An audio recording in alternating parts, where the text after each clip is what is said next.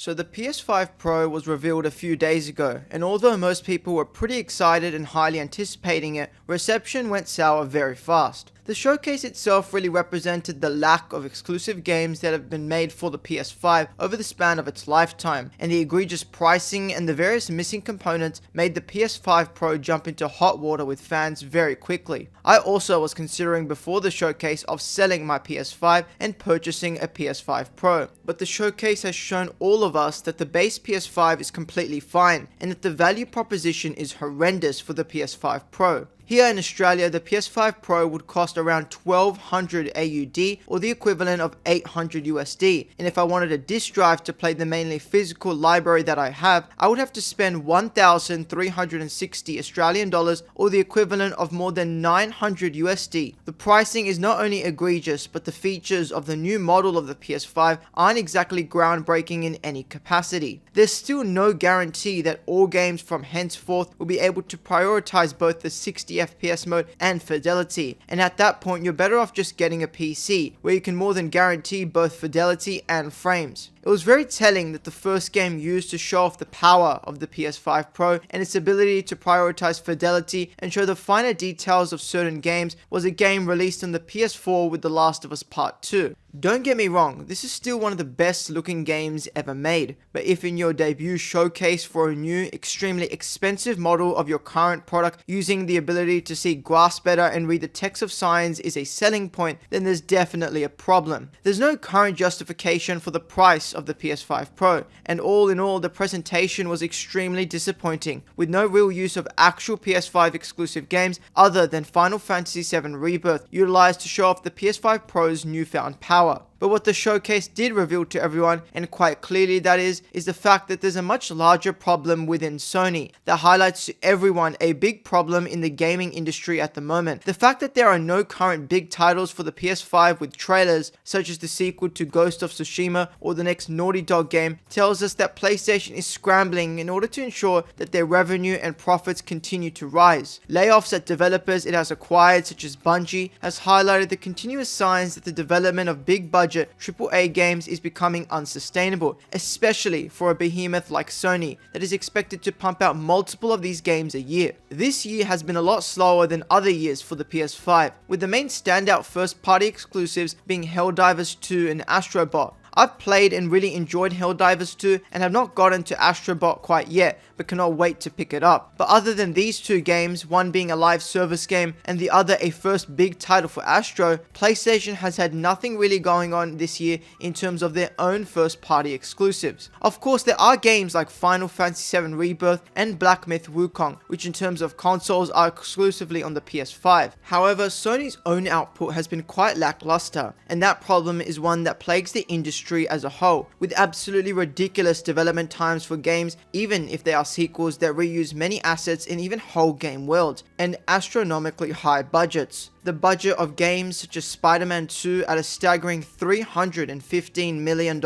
and God of War Ragnarok at $200 million really reveals that the development of these games are not sustainable long term. And if one fails, as has happened recently, this leads to a huge dent in Sony's pockets. The recent staggering failure of Concord with a supposed budget of over $100 million,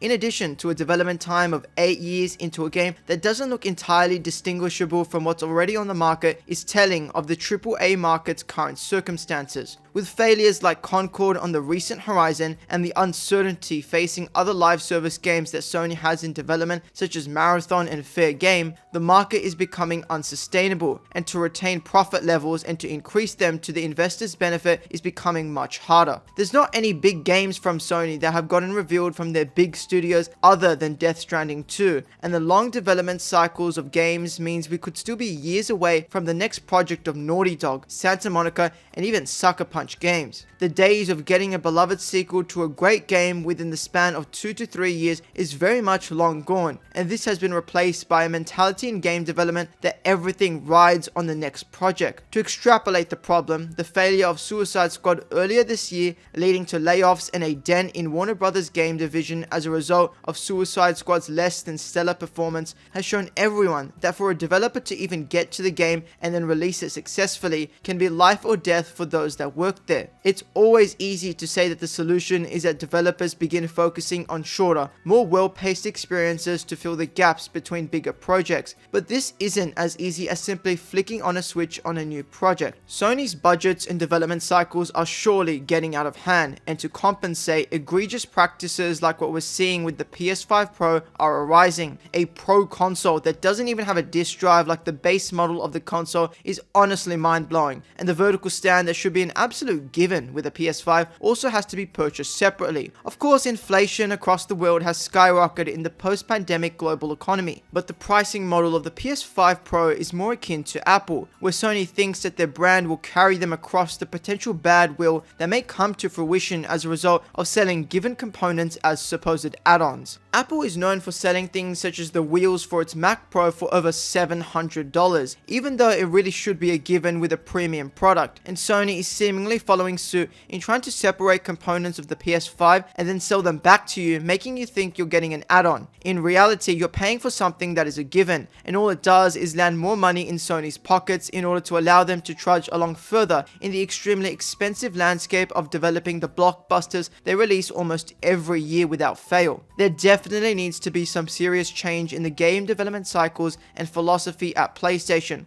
especially if such anti-consumer practices are to slow down. However, with all the noise us fans make, it's obvious that others will continue to still buy the PS5 Pro, with the disc drive add-on already apparently being sold out on multiple storefronts. The PS5 Pro has not sold its value to us fans, and seems like a push by Sony to increase profits further and to see how far they can push greedy corporate practices without significant pushback from the fans of their products. Anyway, I hope you all did enjoy today's video. If you did, consider subbing to the channel for more content like this, and I'll see you all in the next one. Peace.